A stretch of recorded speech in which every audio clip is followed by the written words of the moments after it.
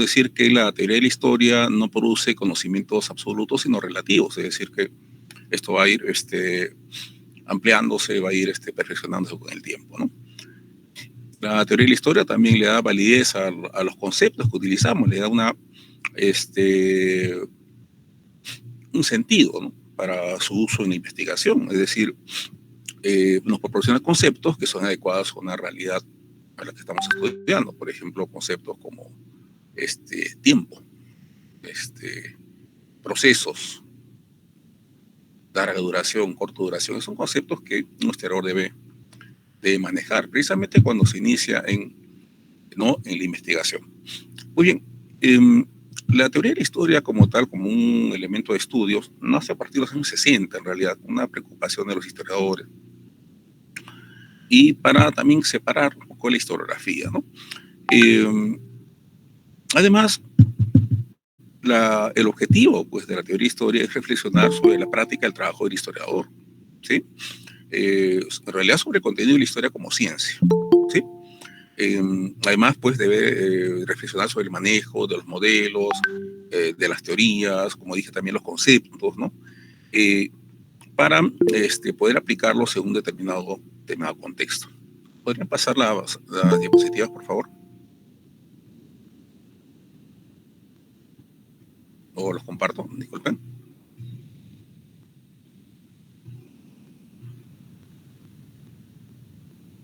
Creo que lo tengo acá, voy a presentarlo yo mismo, ¿no? Ya, un ratito, me permiten compartirlo.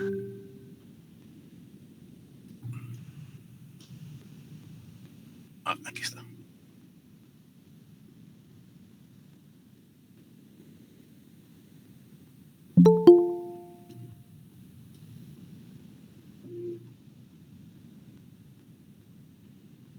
Ya está. No sé si lo estoy compartiendo. Ahora sí.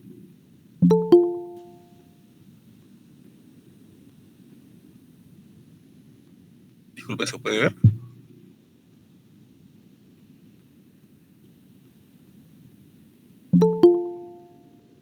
Ya, muchas gracias. Voy a ampliarlo un poquito. Ahora sí, se ve todavía, ¿no? Ya. Me lo dejaré así mejor para poder revisarlo, ¿no? Bueno, en realidad este curso lo dictamos en la Escuela de Historia, en la Facultad de Humanidades, ya desde hace algún tiempo, que nos hablan, unos 4 años más o menos, y ha sido abordado también por otros colegas, el maestro Carlos Flores, me parece, el profesor Sarabia, ¿no? Y básicamente el curso tiene una sumilla que seguramente los chicos ya en un momento les compartirán. Pero básicamente voy a centrarme en estos aspectos, ¿no?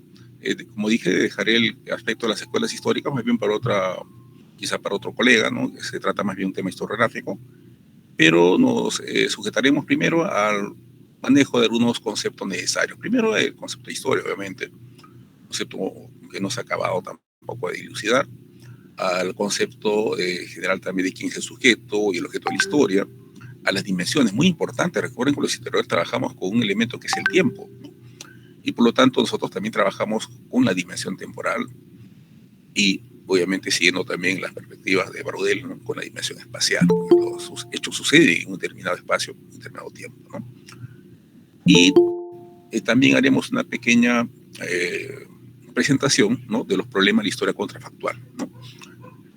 También trabajaremos algo, ¿no?, relacionado a lo que es el cambio, ¿no?, dentro de los estudios históricos, cuando pasamos a partir de los anales, por ejemplo, y el positivismo, ¿no?, en realidad, de esta presunción de la historia-narración, ¿no?, a la historia-análisis, que es la que está predominando ahora, ¿no? Otros elementos que son necesarios también para el estudio de la historia son los elementos que conocemos como la causalidad, ¿no? Y también un problema al cual nos enfrentamos los historiadores, que es el problema de la verdad, el problema de la subjetividad y la objetividad. Son temas que, repito, en los cursos de teoría de la historia generalmente se toman, y quizá con el texto, ¿no?, el texto guía de Adam Schaff, ¿no?, el problema de la verdad. Luego tenemos otro problema ya de naturaleza más fáctica, que son las fuentes, ¿no? Y sobre ello también trabajaremos en un momentito. Bien,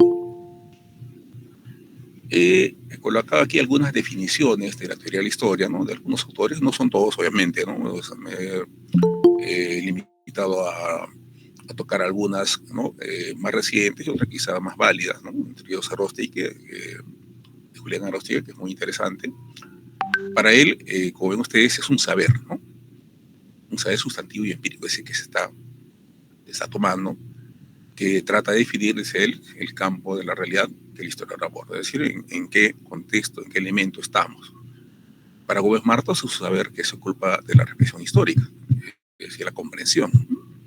Para Germán Paul es una tradición rica y dinámica de reflexión. Como ven ustedes, básicamente se centra en el concepto siguiente, la reflexión sobre la historia, ¿no? Por lo tanto, Aróstige nos invita a reflexionar sobre la historia, ¿no? Y propone lo siguiente, que sin esta teoría no hay avance en el conocimiento, ¿no? Es decir, el historiador debe tener un armazón de conceptos, debe construir, debe manejar, debe conocer de qué está investigando, qué elementos son necesarios para comprender una realidad. La teoría de la historia también explica cómo estos modelos nos han aplicado para estudiar los procesos históricos. Por eso en ese punto ya podría indicarles que hay modelos que se han tomado también, ¿no? Por ejemplo, del historicismo, el positivismo, el marxismo, la escuela de los anales, incluso las corrientes siguientes, han tomado modelos, tomamos también modelos, ¿no? Para estudiar los procesos históricos, ¿no? Y sobre este punto también reflexionaremos, qué son los procesos, ¿no? ¿Sí? Cuando relacionamos estos históricos, ¿sí? Los relacionamos y con esa relación pues explicamos los procesos socioeconómicos, los procesos culturales, ¿no? Que son parte de la naturaleza del proceso histórico de las sociedades humanas, ¿no? Primer elemento a reflexionar, que es el que básicamente todos los historiadores y todos los jóvenes historiadores también comienzan, y que incluso utilizo como primer concepto el primer día de clase, ¿no? ¿No? Los jóvenes se sorprenden, ¿no?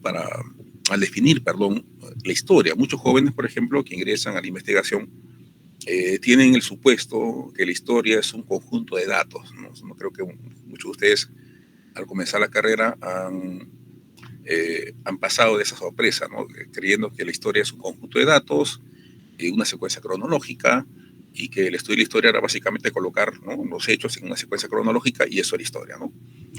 Bueno, en realidad eso era básicamente cronología. Pero la historia es mucho más que eso, ¿no?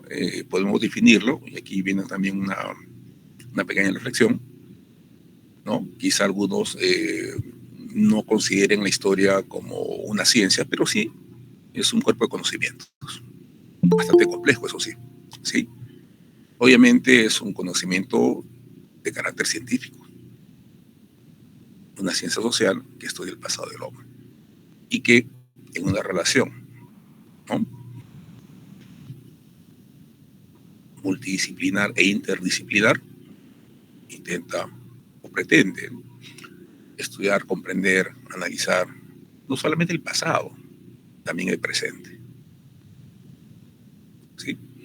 Y en ese sentido hemos avanzado mucho, ¿no?, para pasar de esa historia a narración, de esas primeras etapas de la historia, básicamente romantizada, en la cual la historia pues era más próxima a quizá un elemento literario, ¿no?, o una historia ficción, para, de acuerdo a la presunción de los positivistas, pasar una historia verdadera, ¿no? Lo he puesto aquí entre comillas porque es la concepción positivista que incluso todavía predomina en los estudios, incluso colegiales, escolares, perdón, disculpen, ¿no? De hecho, también cuando hacía esta pregunta, ¿qué es la historia de los jóvenes?, ¿no?, algunos decían pues estas ideas, ¿no?, de que ingresar a una historia para conocer los hechos verdaderos, ¿no? Y como vemos, recogiendo la idea de procesos, no existen hechos verdaderos, ¿no? Existen los hechos, punto, ¿no? ¿Sí? Y estos van a someterlos a análisis. Los hechos no podemos cambiarlos al principio, ¿no? ¿Sí? Pero sí podemos comprenderlos, explicarlos y analizarlos. Y esa es nuestra función. Es decir, esta visión, como ven ustedes, tomé un texto de Plutarco, ¿no? Un texto que me gusta mucho leer también, de Vidas Paralelas, porque, como dije, en un momento se acerca más a la literatura, ¿no? Que a la historia, ¿no? ¿Qué interesaba a los primeros historiadores, o historiadores tempranos, perdón? Primero, ver la historia, ¿no? Como un grupo de hechos, y de hechos dignos de ser recordados. Es decir, los grandes hombres, los grandes personajes, las grandes batallas, ¿no? Eso es lo digno de ser guardado, ¿no? Lo digno de ser recordado. Y en ese sentido, los historiadores, ¿no? Buscaban narrar los hechos, contarlos, ¿no? Bajo la presunción de una historia verdadera, los hechos como realmente ocurrieron, ¿no? Y los grandes personajes movían pues los hilos de la historia, y se centraba esta visión tradicional en estudiar los procesos históricos, ¿no? Las guerras napoleónicas, los emperadores, la obra de Felipe II, Carlos V, etcétera, ¿no? Es decir, una historia marcada por los grandes hombres, ¿no? Y bajo esta premisa había una presunción: ¿quién tenía la verdad histórica? Y esto es un problema que también vamos a ver seguramente, como los chicos de historia van a ver, cuando se ven fuentes, ¿no? Las fuentes que vemos por el caso peruano están cuajadas de esos relatos, es decir, yo voy a narrar la verdadera historia porque, como dice Garcilaso, ¿no? Yo mamé en la leche materna, porque yo sé quechua, porque yo comprendo los indios, porque no, etcétera, etcétera, porque yo estuve ahí, ¿no? Entonces, en ese sentido, pues, ¿no? Creían que la narración fidedigna de los hechos era, pues, considerada historia. Entonces, básicamente era una historia sin reflexión, quizá con algo de moralidad, ¿no? Pero con mucha subjetividad. Es decir, lo que leíamos ahí era, ¿no? Al escritor y todos los componentes intelectuales, mentales, la época, la religión, etcétera, todos los elementos que construían a quien estaba, ¿no? Estaba escribiendo ese relato. Entonces, en algún momento van a ver esos libros tempranos donde aparecen títulos como Verdadera relación de los hechos, ¿no? Verdadera historia del Perú, ¿no? Eso es precisamente un modelo, pues, digamos, ya superado. Bien, he colocado aquí dos conceptos, ¿no? De los cuales me gusta trabajar, ¿no? Mucho. Es el de Marrou, ¿no? Y el de Mark Bloch, ¿no? Para Marrou es la memoria de la humanidad. Como dice, el conocimiento del pasado humano, los acontecimientos, los hechos, acciones, ¿no? Son el lado humano. Y eso lo reseña muy bien Mark Bloch, ¿no? Cuando define la historia como la ciencia de los hombres en el tiempo. Incluso podríamos mejorarlo, ¿no? Siguiendo por ejemplo, a Vilar. La historia es la ciencia de los hombres y las mujeres en el tiempo.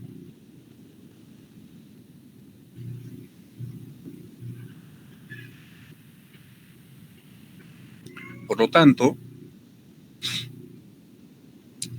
la reflexión que se nos viene es, entonces, ¿quién es el sujeto de la historia? ¿Y cuál es el objeto de la historia?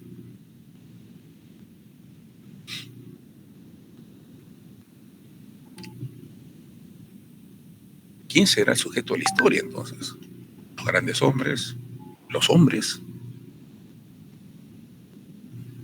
¿Cuál es el objeto de la historia? ¿Es el conocimiento? ¿Son las acciones?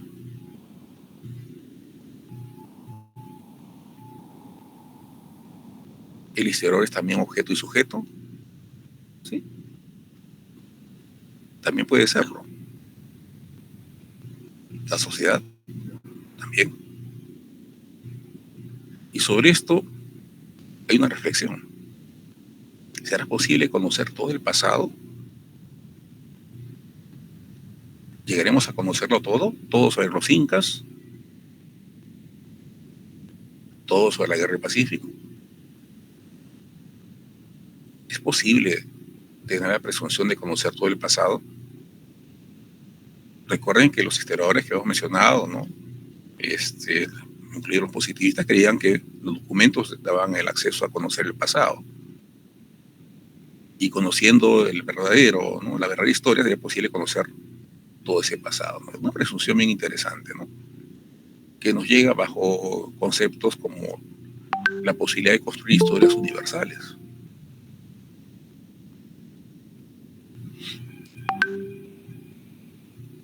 Flores Galindo decía que la historia la hacen los grupos conscientes. Sobre ello podríamos discutir muchas veces. Pero el objeto de la historia son los hombres, los seres humanos, ¿no?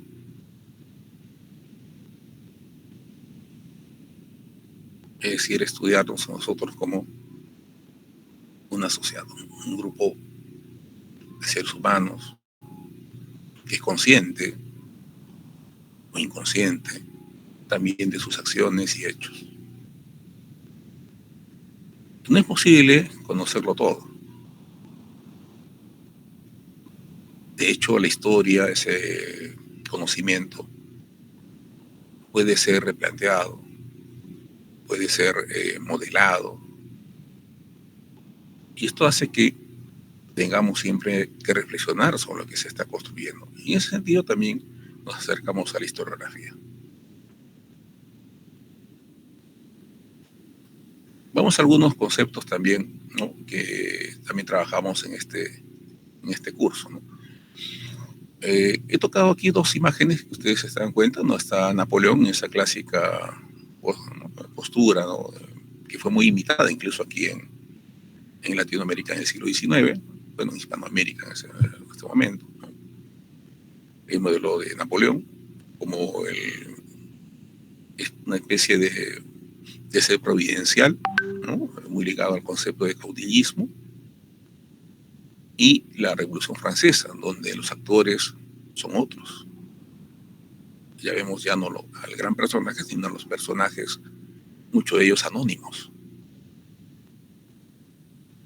donde nacen otros conceptos que también se utilizan, ¿no? En algunos aspectos también de la investigación histórica, el concepto de nación, ciudadanía, patria, Estado. Esos conceptos, como vimos hace un momento, deben ser manejados también por quien se dedica, ¿no? A un determinado campo de la investigación.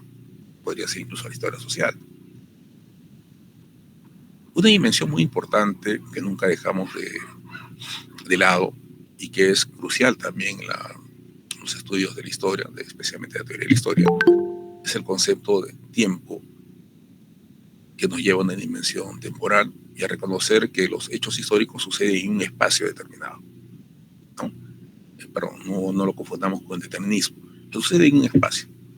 Por lo tanto, tenemos dos dimensiones, una dimensión espacial y una dimensión temporal.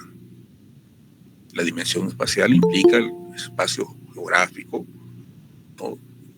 En el cual los hechos están, ¿no? O se producen, ¿no? Ese fue el elemento que Fernand Braudel estudió siempre para comprender, ¿no? Por ejemplo, a Felipe II, ¿no? Es decir, para estudiar este periodo marcado, bueno, en este caso sobre el estudio de Felipe II, él tuvo que recurrir pues a las redes de comercio, entender cómo eran las rutas, entender los desplazamientos humanos, la dinámica del comercio, etcétera. Para comprender que la historia que él está estudiando de un personaje no era solamente un personaje, era una historia que iba mucho más allá, no simplemente de la persona. Es decir, hay un espacio en el cual estos hechos no resaltan, pero están ligadas a otras interacciones. Aquí rescatamos algunos comentarios de Braudel, ¿no? Para Braudel, en esta relación de espacio, ¿no? Espacial, perdón, Decía él que el estudio de las relaciones económicas, culturales y intercambio que los hombres entablan trazando rutas, forjando alianzas en un espacio geográfico a través de una duración muy larga. Es un concepto que también utilizamos, los conceptos de larga duración y corta duración. ¿Sí? Y ese concepto del tiempo también nos lleva a entender que las sociedades, especialmente aisladas, ¿no?, o separadas culturalmente, pueden tener concepciones de tiempo y espacio muy diferentes, ¿no? Por ejemplo, el mundo andino o las sociedades agrícolas versus las sociedades industriales. Todos manejan un espacio, pero un concepto de espacio y de tiempo bastante diferente. ¿Sí? Y hay un término que rescato de Koselleck, ¿no?, que es bien reflexivo, ¿no? Nos dice él, pues, quien pretende hacerse una idea corriente del tiempo histórico ha de prestar atención a las arrugas de un anciano o a las cicatrices en las que está presente un destino en la vida pasada, de la vida pasada. ¿Sí? Es decir, no quiero que solamente se tengan ustedes la idea de que la dimensión espacial es solamente territorio. Va mucho más allá. Es también, ¿no?, si ampliamos esta visión, ¿no?, por ejemplo, el clima, la dispersión de enfermedades, las rutas comerciales, como dije en su momento, ¿no?, el intercambio de ideas, modelos, la interacción, la expansión de la religión, las lenguas. Esto ocurre precisamente en un determinado espacio. Y algo fundamental realmente en la investigación histórica es el tiempo. Sobre esto, podríamos decir que no es un concepto fácil de definir. En ese sentido, quizá nos sintamos como San Agustín en sus apurías, ¿no? ¿Qué es entonces el tiempo? Si nadie me le pregunta, lo sé. Y si trato de explicárselo a alguien a quien me lo pregunta, no lo sé. Esas son las aporías de San Agustín, ¿no? Que es un concepto complejo. Podemos pensar que es un concepto que manejamos hoy en día completamente, pero no es así. De hecho, somos herederos de un tiempo industrial. El tiempo que manejamos hoy en día es hija de la revolución industrial. Un concepto del tiempo en el cual, ¿no?, así como en este momento, en este curso, comenzamos 1 hora y debemos terminar en 1 hora. ¿Por qué? Porque son procesos industriales, donde se optimiza el tiempo. Las clases deben comenzar de 8 a, ¿no?, y terminan a las 12, por ejemplo, ¿no? Es un concepto que viene de los procesos industriales, donde había que optimizar la producción en un determinado espacio de tiempo. Ese concepto es el que estamos trabajando incluso hoy en día, ¿no? Por lo tanto, es un concepto complejo. Los historiadores generalmente, cuando comenzamos los estudios históricos, como dijo también en la primera parte, manejamos el criterio de confundir la historia con una concesión cronológica, ¿no? Recuerden las líneas de tiempo, ¿no?, donde colocamos en tal fecha, tal fecha, tal fecha, ¿no? Como si las luces se apagaran, pues, el 24, perdón, el 31 de diciembre, pues, de un año y comenzara, pues, el 1 de enero del siguiente año, ¿no? Es decir, son criterios no, repito, no muy duros en ese sentido, son criterios en realidad de carácter metodológico, ¿no?, pero sirven para marcar determinados procesos, ¿no? Por ejemplo, quien ha utilizado, por ejemplo, el mapa ¿no?, perdón, el trabajo, por ejemplo, John Rowe, ¿no?, para explicar el desarrollo de las sociedades andinas, ¿no? Dice la sociedad tal, ¿no?, en tal periodo, tal, ¿no?, tal margen de tiempo. Pero no significa, pues, que exactamente a las 12 de la noche, ¿no?, tal, ¿no?, del último día del año se acabó. No es así. No funciona así, ¿no? Son, repito, elementos que utilizamos para identificar, ubicar un hecho en un espacio manejable, ¿sí? Pero no es un criterio, pues, repito, matemáticamente exacto, ¿no? Sin embargo, la cronología es útil porque, repito, nos permite ubicar un hecho en su contexto, ¿no? Y sobre todo también nos permite relacionarlo. Bueno, primero tendríamos que revisar, pues, a qué llamamos tiempo, ¿no? Podríamos definirlo como una también construcción, construcción social, ¿no? Eh, También podríamos utilizar este concepto de tiempo para, ¿no?, los marcadores biológicos, ¿no? Entonces, esto también ha tenido pues variaciones. Por ejemplo, antes de la era industrial, el tiempo era algo, diríamos, algo más laxo, ¿no? Es decir, el canto del gallo, la primera luz del día, ¿no?, o cuando el sol se ocultaba, ¿no? Ese era un concepto de tiempo bastante sencillo. Y cuando aparece la torre reloj o la torre de la iglesia, cuando la iglesia llama a misa, ¿no?, ese tiempo se convierte en un elemento de control, ¿no? Ya, las llamadas a misa, ¿no?, eran básicamente, ¿no?, formas en las cuales la sociedad se ponía, ¿no?, en orden. La sociedad industrial, más bien, quita esa digamos, esa apropiación que tenía la religión y el poder, y lo utiliza en el control también, ¿no?, de los procesos productivos, vale decir también la mano de obra, la producción y el ser humano. Sí, ya sabemos lo que pasa después con la era industrial y los cambios del siglo XX, ¿no? Entonces recordemos el tiempo, ¿no? Podríamos definirlo también, ¿no?, para un físico como una magnitud, pero para un historiador sería pues un constructo mental, ¿no?, un concepto, una construcción mental. ¿Sí? Y obviamente en este modelo de tiempo que emplea mucho también las construcciones de carácter subjetivo también, ¿no? Porque aquí tenemos un texto de Ceballos, voy a leerlo. El tiempo en el análisis histórico es diferente al utilizado en la física, ¿no?, ya que en esta última el tiempo se equipara a una magnitud que describe la continuidad y la duración del movimiento. ¿Sí? Y esa magnitud se puede medir, ¿no?, en una escala también construida por el ser humano para mantener un orden. El paso del tiempo de esta manera, para el físico, una mera ilusión inventada cuyo fin es poder caracterizar el movimiento, lo que él considera real. Sin embargo, para el historiador lo inventado es la dinámica histórica y su duración. El historiador es ¿no?, el que lo maneja, puesto que él establece él de forma subjetiva, ¿no? Entonces, para esto, en las clases usamos varios textos, ¿sí?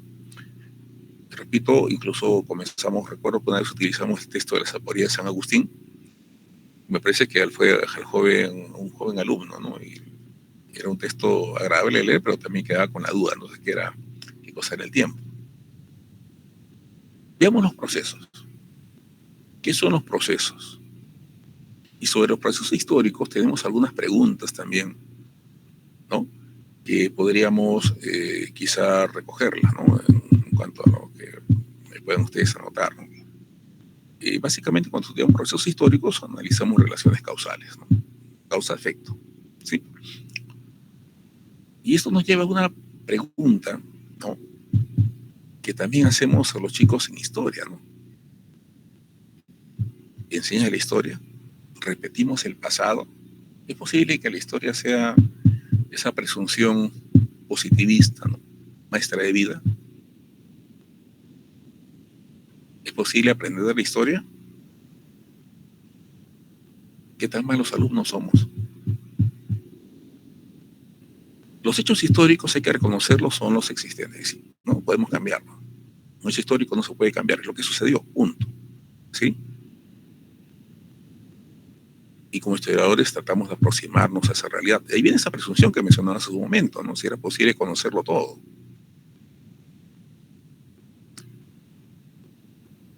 Lo que vemos en los procesos históricos son los cambios históricos, ¿no?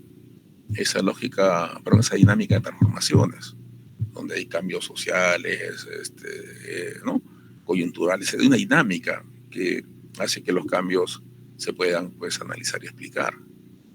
Pero esta presunción enseña realmente la historia, porque si esta presunción en realidad de carácter de la historia tradicional fuera correcta, entonces los malos alumnos seríamos los seres humanos. En realidad nos aproximamos a ese conocimiento del pasado, ¿no?, es decir, lo que llamaremos verdad histórica, pero esa verdad en realidad es un conocimiento relativo, pero el conocimiento es cada vez, ¿no?, digamos, vamos a colocar el término entre comillas, pues es una certeza, ¿no?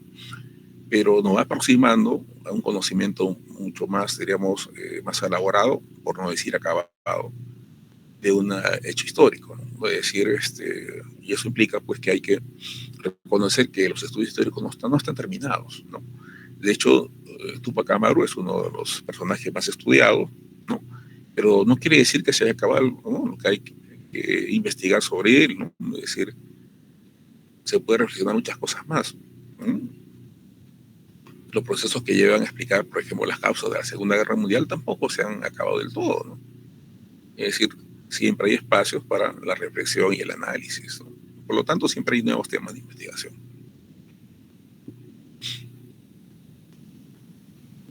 Bueno, el concepto de hecho se lo debemos ¿no? Básicamente a los positivistas, ¿no? Y este concepto pues llevará a los positivistas a plantear la idea de que era posible aprender de la historia, ¿no? ¿No? Y es algo que también recogemos, ¿no? Que el hecho histórico es básicamente ese conjunto de acciones humanas, ¿no? Y que es lo que los positivistas recogían. Los positivistas recogían, entre comillas, los verdaderos, ¿no? Hechos históricos, e incluso daban pues una cualificación moral. En ese sentido, para los positivistas, el historiador era también un juez del pasado. Seguía como un elemento que condenaba, no sé, como cual Catón, ¿no? Condenaba el pasado o emitía juicios de valor. Algo hoy día bastante presuntuoso, ¿no? Incluso no recomendable, ¿no?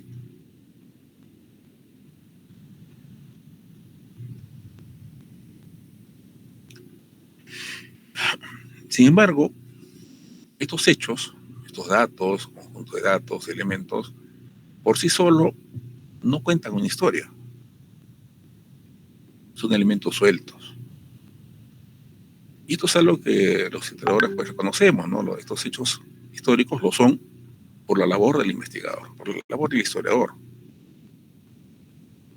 que encuentra un elemento dentro del conjunto de grupo de datos y de hechos, pues que merece ser comprendido, analizado y apreciado, ¿no? Por lo tanto, podríamos definirlo como una construcción mental, ¿no?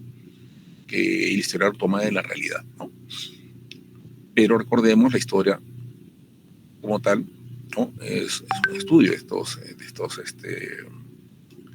elementos que acabo de mencionar, y debemos reconocer que ese pasado no podemos cambiar, ¿sí? No se puede cambiar. Todavía no hay una máquina del tiempo que se haya inventado ni creado, y las posibilidades no son como tal, ¿no? Los hechos históricos, por lo tanto, implican una gran capacidad de abstracción de los historiadores, ¿no? Recogiendo las ideas anteriores, esos hechos también están en un espacio y tiempo determinado, ¿sí? Y como sostiene Vilar, tratamos de reconstruir hechos históricos, pues, ¿no? Reconstruir pues la dinámica de los hechos, ¿no? Para aproximarnos a esa realidad a partir de nuestras metodologías, de nuestras técnicas, de nuestros conceptos, ¿sí? Por ejemplo, en esta imagen, ¿no? de Montero, de los funerales de Atahualpa, precisamente un historiador lo vería con otros ojos, ¿no? Una construcción que parece azteca, ¿no? Unos indígenas romantizados, que parece más bien de la Italia del siglo XIV o XV, ¿sí? Y un ambiente impoluto, ¿no? Obviamente no propio de un ambiente, pues, guerrero, ¿no? ni algo semejante, pues, a los primeros años de la conquista, ¿no? Pero no podemos negar que el hecho sucedió. El hecho sucedió, ¿no? Es decir, Atahualpa justiciado, ¿no? Voy a usar con cuidado el término. Estuvo presente, pues, también ahí Pizarro, estuvieron presentes los elementos religiosos, etcétera. O sea, eso no podemos cambiarlo. Pero sí podemos explicar y comprender la dinámica de este proceso, contando sus causas, utilizando conceptos y herramientas necesarios para estudiar este proceso histórico. Para destacar precisamente este conocimiento de las causas era básicamente el eje del estudio de la historia, ¿no?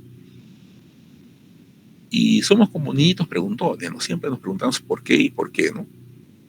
Cada vez que vamos encontrando elementos, siempre nos vamos preguntando el por qué, ¿sí? Y buscaremos siempre explicaciones.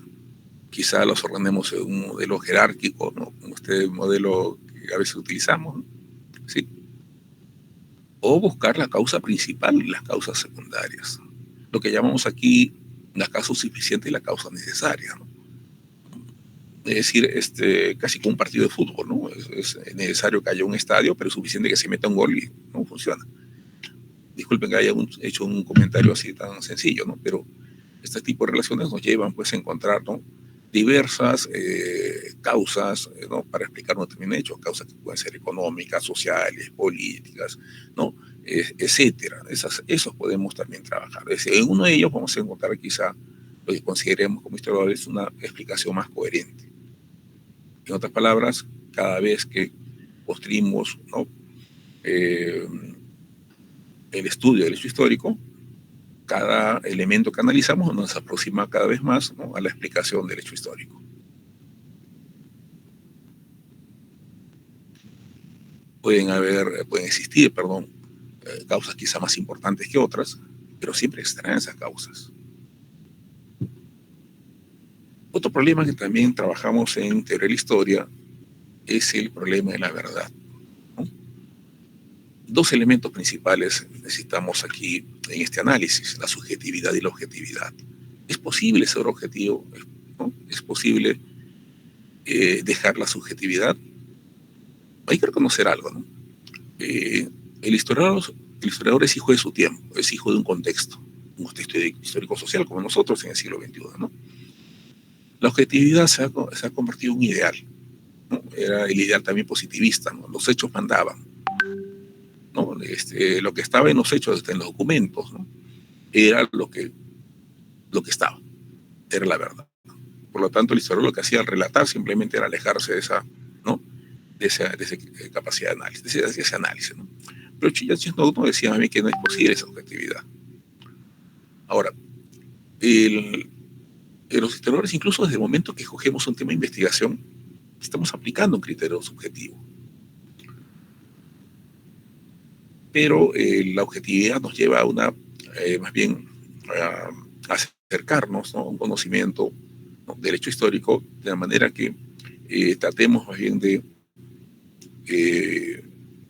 con este análisis, ¿no?, explicar las relaciones causales, ¿no?, pero también reconociendo que el historiador también puede ser parte también del estudio histórico. Es decir, somos parte de una sociedad, no escapamos a nuestra realidad. Voy a avanzar un poquito porque veo que el tiempo está ganándonos. Otro tema, para ir terminando, que el historiador también debe trabajar, ¿no?, son las fuentes. No voy a detenerme en analizar todas las fuentes, pero básicamente las fuentes de la historia son las herramientas que también el historiador necesita tener para un estudio histórico. Pueden ser, ya sean ustedes, de carácter primario o secundario, ¿no?, pero las fuentes también de la historia, los que utilizamos por nuestros trabajos, pueden tener muchas limitaciones. He colocado dos, por ejemplo, aquí: la de carácter fáctico, es decir, que no encontremos fuentes, que se hayan perdido, que se hayan quemado, etcétera. Ustedes ya recuerdan los incendios de las bibliotecas, el robo de documentos, ¿verdad?, ¿no?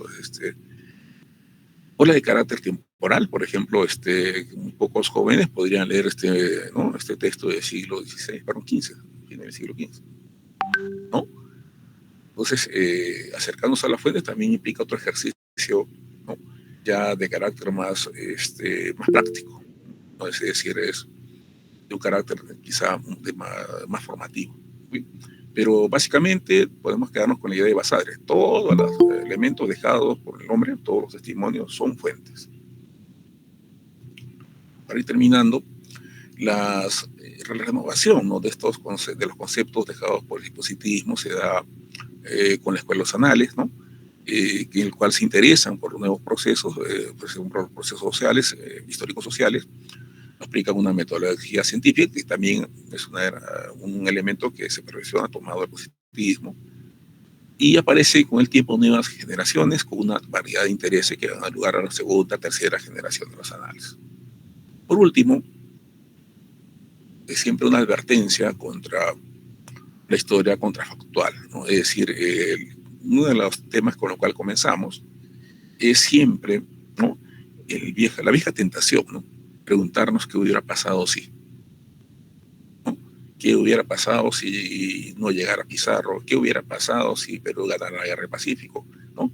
¿Qué hubiera pasado si los apaches, ¿no?, conquistaban todo el oeste, ¿no? Entonces, es una pregunta tentadora, pero metodológicamente bastante peligrosa, ¿sí? De hecho, está más próxima a la ficción, como este libro de Congress. No sé si alguien lo conoce. En este libro, el Perú gana una guerra a Chile en los años 70. Es una ficción, como ven ustedes, ¿no?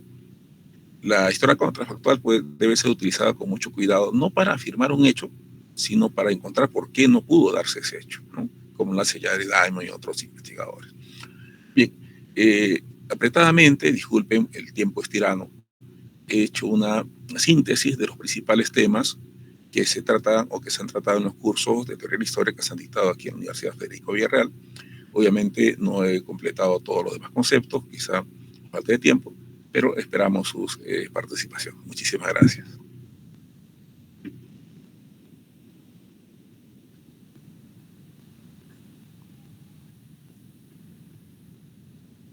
Muchas gracias, profesor, por su exponencia. Y ahora abrimos un espacio de 10 minutos para preguntas del público en general. Y si tienen alguna pregunta, por favor, levanten la mano para darles el permiso de prender su micrófono y hacer su pregunta. Si alguno desea hacer una pregunta, por favor, levante la mano y se le cederá la palabra.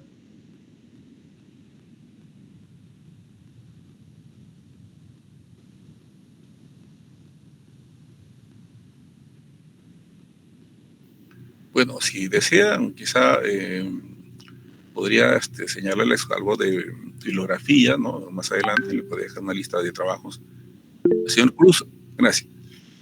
Me dice, señor Cruz, una consulta se puede aplicar. Saludos, señor Cruz, el tiempo que no lo veo. ¿Se puede aplicar en la teoría de la historia, la historia del tiempo presente como afirmar los tigres? Sí, sí, con cuidado, evidentemente. ¿Cuál es el problema de la historia de tipo presente? Eso, que es presente, ¿no? Es decir, que todas las fuentes no están dichas, no están estudiadas, es un proceso en realidad inacabado. Generalmente cuando estudiamos hechos históricos, muchos procesos o muchos hechos ya sucedieron en el tiempo y las fuentes, ¿no?, se han producido, se producen y hay más estudios. Pero estudios, por ejemplo, como usted propone el COVID, son estudios en los cuales todavía pues hay muchos elementos no, digamos, no dispuestos para el trabajo de investigación, ¿no? No creo que por ahí usted le facilite, por ejemplo, la relación de cuántos muertos no hubo en el COVID, ¿no? O hay información sensible quizá, ¿no? Sí. Es un problema de la historia presente, la información tan sensible que a veces pues hay que esperar, como hacen en algunos sectores, ¿no?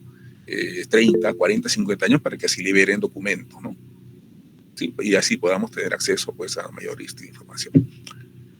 Señor Pachacana, dice que en qué punto la historia deja de ser subjetiva. A ver, la historia no es subjetiva, el que es subjetivo es el historiador, ¿sí? El historiador es el que construye una historia, ¿no?, que redacta pues un trabajo histórico que puede tener carácter objetivo o carácter subjetivo. Por ejemplo, una cosa es decir, voy a escribir un texto para, ¿no?, para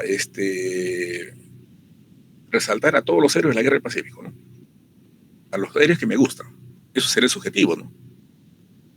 ¿No?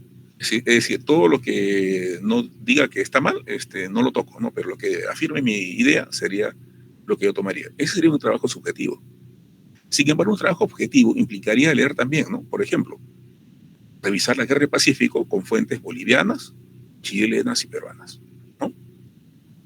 Dejando de lado, pues, precisamente las subjetividades, ¿no? ¿Recuerdan ustedes, por ejemplo, un ejemplo que siempre utilizo en clase, ¿no? Cuando se enfrentan el Perú y Chile en un partido de fútbol, ¿no?, muchas personas, ¿no?, empiezan a pifiar al equipo contrario, ¿no?, porque en esencia, ¿no?, la guerra para muchos no ha terminado. O sea, vemos un partido de fútbol como si fuera una continuación de la guerra del Pacífico. ¿No? No se da cuenta, ¿no? En cambio, mientras usted tiende a ser objetivo, usted puede dialogar sobre la guerra con un amigo chileno, por ejemplo, ¿no? ¿Por qué? porque al final de cuentas son científicos. A ver, señor Llanos, ¿cómo se puede estudiar el pensamiento de una época de la manera más objetiva posible? A ver, hay que reconocer algo, como indicamos, ¿no? Somos hijos de nuestro tiempo, ¿sí? O sea, tenemos criterios morales, criterios políticos, criterios intelectuales, por ejemplo, ¿no? Y siempre hay esta presunción, como alguien, no recuerdo quién dijo esto, que el historiador era, ¿no? Por ejemplo, un hombre que estudia el siglo XIX, pero con los pies puestos en el siglo XXI. ¿Mm? Entonces, hay que reconocer que hace 100 años los hombres pensaban de otra manera. ¿Sí? La sociedad hace 100, 200 años era otra cosa. Tienen sus propias formaciones políticos-sociales, su propia forma de pensamiento, su propia religiosidad, su propia forma de ver el mundo. Lo puedo explicar de esta manera, por ejemplo. Cuando a algunos jóvenes se les pregunta, ¿qué opina usted de Francisco Pizarro? ¿No? Algunos jóvenes contestan más o menos de esta manera, y les pasa seguramente a ustedes, ¿no? Nos robaron, dicen, nos robaron, ¿no? Esclavizaron a los incas, ¿no? Esa concepción es una concepción subjetiva, no es objetiva. Que estamos dando criterios propios nuestros a un suceso que debe explicarse de otra manera, ¿no? Debe entenderse de otra manera. Por lo tanto, una recomendación es precisamente evitar justamente los juicios de valor, ¿no? O sea, entender que se trata de otra sociedad y otros tiempos. De esta manera, el conocimiento, pues, que queramos alcanzar, ¿no? Sea un conocimiento, pues, que nos ayude, ¿no? A nuestra investigación, ¿no? Evitando, repito, esos prejuicios que a veces son difíciles ¿no? de abandonar. Disculpe, profesor, hay una mano levantada del compañero Carlos. ¿Podría atenderla, por favor? No escucho, disculpe, lo escucho bien bajito. Hay una mano levantada del asistente Carlos. ¿Podría atenderlo, por favor? Sí, a ver, ¿quién es? Ya. Señor Pacha Cana, sí. Sí, diga. Asistente Buenas Carlos. noches. Buenas noches. Muy fuerte, creo. Está muy fuerte, ¿no?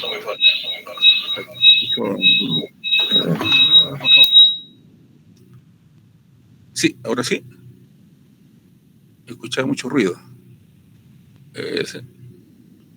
No sé si podría mejor quizá escribirlo por el chat. Por favor, ¿puedes escribir tu pregunta?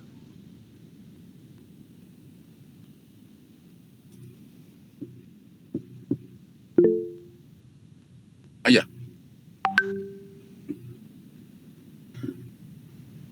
Ya. Hay una pregunta más de carácter temático, ¿no? ¿Bajo qué circunstancias los estudios de la Universidad del Pacífico en la década de los 90 desarrollaron estudios de historia sobre la mentalidad de personas? Ya. Esta es una bonita pregunta, ¿no? Hay tendencias, ¿no? Por ejemplo, están marcadas por sucesos históricos. Por ejemplo, hay elementos, ¿no? Muy importantes que merecen ser estudiados de la mejor manera, más o menos, ¿no? Miren, en la época del terrorismo, ¿no? Obviamente comenzaron a hacerse primeros estudios, pero florecieron 10, 20, 30 años después, ¿no? Porque hay más fuentes, hay más gente interesada. El estudio de la muerte también es un estudio que se aborda, pues, básicamente en los años, fines de los 80 y 90, ¿no? Estudios de lo que llamaremos las sensibilidades, ¿no? El amor, la muerte, el temor, ¿no? Y hay varios historiadores, ¿no? Que están trabajando esos temas, ¿no? ¿No? Es un tema obviamente de carácter escatológico, ¿no? Que implica, primero, intereses, ¿no? Por ejemplo, de carácter legal, ¿no? Verlo de carácter legal, o verlo desde el punto de vista también, como se está haciendo ya hace unos 20 años más o menos, por las enfermedades, ¿no? Y este tipo de estudios, por ejemplo, se han potenciado gracias a las epidemias, ¿no? Es decir, la gripe aviar, el COVID, ¿no? Exactamente, señor Palomín, Marcos Cueto, por ejemplo, ha trabajado el caso de las enfermedades. Pero ya esos datos estaban, ¿no? Si uno revisa las fuentes, por ejemplo,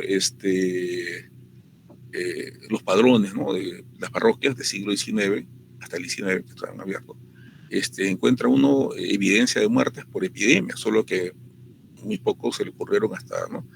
hasta recoger esos datos que estaban ahí, ¿no? Y tocarlos como un elemento de estudio, ¿no? Y efectivamente, hay una relación entre las muertes, por ejemplo, infantiles y las epidemias de viruela, cólera, ¿no? O sea, sí hay estudios sobre ello, pero en el caso de la mentalidad vamos a tener que definir otra manera. Una mentalidad es una estructura de larga duración, ¿no? Es decir, tendríamos que relacionar, ¿no?, estos conceptos, tanto occidentales como andinos, ¿no? Son conceptos diferentes sobre la muerte. Recuerda que el concepto andino es muy diferente. El concepto andino de la muerte no es la muerte absoluta. El concepto andino de la muerte es una especie de plano siguiente, ¿sí? Y esto hace, pues, que tengamos que analizarlo bajo otras formas, ¿no? No solamente del modelo occidental, donde el ser muere y chao, ¿no? Sino que encontrar las causas, por ejemplo, la muerte, las relaciones culturales, ¿no? Y todo eso dar un conjunto mucho más explicativo, ¿no? Repito, es un tema, ¿no?, que se puede analizar utilizando, repito, elementos quizá más antropológicos, ¿no? Sí, el señor busca. Perdón. Profesor, Sí, iremos a las preguntas del formulario y tenemos dos acá que necesitan ser respondidas. sí, La primera, del asistente Luis Alecastre, que es su pregunta. ¿Cuál es el concepto principal y fundamental en la teoría de la historia que debe manejar sí o sí un historiador? ya. Bueno, he puesto algunos conceptos aquí en la charla. Primero, creo que los conceptos fundamentales o más utilizados, ¿no?, son primero el concepto del tiempo, el concepto de espacio, la causalidad, la verdad y la objetividad. Son los elementos quizá que deben ser comprendidos con mayor frecuencia, ¿no? Primero, porque ubica el hecho histórico. Segundo, porque nos permite ver procesos, ¿no? Nos permite ver las causas y nos obliga a ser objetivos. Entonces son conceptos que he puesto aquí que son quizá muy importantes. Y además porque el concepto de tiempo nos lleva también a entender los conceptos de larga duración y de corta duración, vale decir, estructuras y coyunturas. ¿No? Y con eso podemos meter los análisis, ¿no?, de carácter, por ejemplo, como el análisis marxista, o incluso hasta el historicismo, podría caer un poquito con mucho cuidado, ¿no? Sí, todos son conceptos que recomendaría trabajarlos bastante. Recomendaría el texto de, por ejemplo, de Adam Schacht, para el caso de historia y verdad. También en ese texto hay unas nociones de estructura y coyuntura muy útiles. También Arostegui, ¿no?, muy útil también para el trabajo. Incluso también Carlos Aguirre, que ha trabajado, ha hecho un trabajo sobre historia de la historia, ¿no?, muy bueno. Pero esto supongo que en los cursos, ¿no?, debe estar seguramente programado. De hecho, son libros, textos que siempre se utilizan. Repito, Arosti, Adam Schaft, ¿no?, por ejemplo, ¿no? ¿No? Son casi seguros que van a estar siempre en cualquier bibliografía. Muy bien, gracias. Señor Pachacana tiene otra pregunta. Dice, ¿hasta qué punto sale ese análisis positivo? Hay otra segunda pregunta del formulario para finalizar. Ya, primero con el Es del formulario, diga. Sí, asistente John Roger Llanos, sí. que dice, ¿cómo construir una historia partidaria manteniendo la objetividad? Muy buena pregunta, ¿no? Muy buena pregunta, ¿no? Claro, es algo así, ¿no? Como, supongamos que soy aliancista y quiero hacer una historia de Alianza Lima, ¿no? Algo así, me entiendo, creo que lo entiendo así, ¿no? ¿No? Tengo un problema, pues, ¿no? Cómo ser objetivo, ¿no?, en un tema que he escogido, ¿no? Como colocan aquí sus compañeros, la historia del APRA siendo aprista, ¿no? Parece fácil, pero en realidad es difícil, ¿no? ¿Cómo hacer, pues, que nuestras pasiones, no absorban nuestro aspecto científico, ¿no? Es un aspecto de carácter más personal, procedimental y profesional, ¿sí? Es decir, si usted es, no sé, aliancista, aprista, etcétera, ¿no? Y usted está comprometido con un análisis objetivo, ¿sí? Pues trate de serlo. Trate de serlo. Es decir, aguante críticas, ¿no? Analice todos los elementos necesarios para comprender el proceso. Es algo difícil, ¿no? No es tan fácil. Sí, recuerden, en un momento hemos indicado que el historiador es también sujeto y objeto. Es uno de estos casos. ¿Sí? Puede llegar a serlo. Es decir, analizando, por ejemplo, la historia de un partido político, también estoy analizándome a mis ideas. ¿Se dan cuenta, no? O sea, lo que tengo como construcción mental, ¿no? Mis ideologías, también estoy explicándome a mí mismo. Es difícil en ese sentido, pero no es imposible. Se puede ser objetivo. De hecho, hay muchos investigadores, ¿no?, que provienen de diversas áreas políticas, deportivas, etcétera, que tienen muy buenos trabajos, ¿no? ¿Sí? Y que están, pues, obviamente considerados historiadores y obviamente a la parte, repito, partidaria, política, no los ha, pues, opacado, al contrario, han hecho, pues, un excelente trabajo histórico, ¿no? De eso se trata en realidad justamente la investigación histórica, ¿no?, y el oficio del historiador. ¿Señor Busca? Sí, profesor. Para finalizar y Sí. culminar con la exponencia, ¿usted nos podría brindar recomendaciones de libros sobre teoría de la historia, por favor? Sí, podría recomendar, como dije, ¿no?, para el trabajo de historia, aquí un ratito los tengo por acá, tengo algunos indicado incluso en la ponencia, ¿no?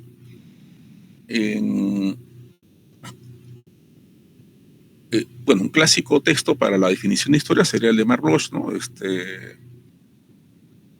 También de Henry Marlowe sobre la historia, o de Julián Aróstegui, ¿no? Creo que le podría pasar un listado de libros, ¿no? Creo que hemos trabajado varias veces en estos cursos, ¿no? Porque es bastante complejo. Incluso podría recomendar para alguien que se inicia en el concepto del tiempo a las aporías de San Agustín, ¿no? Un libro un poquito complicadito, pero sí trabajable. O incluso a Johan Huizinga, ¿no?, para entender la concepción de historia. Es un poquito difícil de leer, pero bien apreciado. Hay unas compilaciones que hizo aquí un profesor, no se me ha ido el nombre en este momento, pero que también serían útiles. Podría también colocarlos en un anexo final. Oye, creo que los tendría por ahí, pero tendría que buscarlo. Por último, hay una pregunta aquí del señor Pachacana, no quiero salir sin terminarlo. Me dice aquí: ¿hasta qué punto el desarrollo de psicoanálisis positivo en el objeto de estudio histórico del siglo XXI? Hay que tener cuidado con ese aspecto positivo, por si acaso. En historia no se utiliza el concepto sí y no, positivo, negativo, malo. Bueno, eso también es de carácter subjetivo, ¿no? Sí. En realidad, el psicoanálisis, objeto de estudio histórico, ¿no?, en realidad viene del siglo XX, ¿no? Freud, ¿no?, por ejemplo, ¿no? Y hay estudios sobre las mentalidades, está más próximo a las mentalidades y al análisis. Y ahí hay un problema, ¿no? Es que es un campo que no ha sido muy trabajado por los historiadores, ¿no?, más por quienes están en esas áreas. Y esto es algo bien interesante. La historia puede ser vista, ¿no?, tanto por historiadores como por profesionales de otras áreas, ¿no? Y aquí los historiadores tenemos una ventaja, porque tenemos la metodología, el conocimiento del manejo de las fuentes. Pero eso no nos va a convertir en psicoanalistas, ¿no? No nos convierte tampoco en antropólogos. De tal manera que hay quienes se han aproximado, por ejemplo, desde el campo de la economía, se han aproximado a la historia económica, o se han aproximado a la historia social, ¿no?, por ejemplo, desde la sociología o desde la antropología, ¿sí? No conozco mucho de la influencia psicoanálisis, solo conozco unos cuantos autores, ¿no? Pero sí, todas estas corrientes intelectuales del desarrollo de la ciencia, el conocimiento, han influido, sí, en estudios de la historia, ¿no? Y lo seguirán haciendo, por el caso, porque los conocimientos científicos es en este momento interdisciplinario, ¿no? Es decir, nos obliga a acercarnos a la dinámica y procesos de otras ciencias sociales y también de las ciencias naturales. Bien, no sé si hay otra pregunta, estamos ya sobre la hora. No, profesor. Bueno, profesor, muchas gracias. Y con esto concluimos la ronda de preguntas. Muchas gracias, Magíster Chumpitas, por su valioso aporte el día de hoy. Lo despedimos entre aplausos virtuales por parte del público en general, esperando verlo en una próxima ocasión. Muchas gracias. Gracias a ustedes. Ok. Pido a todos que en breve continuaremos con el último curso de la jornada académica. daremos 10 minutos de receso y continuaremos con el curso introductorio de Paleografía 1 a cargo del licenciado David Fernández. No se despeguen de sus pantallas, por favor. Muchas gracias. Gracias a ustedes. Hasta luego. Profesor Chumpitas. Gracias. Gracias a ustedes. Gracias a todos.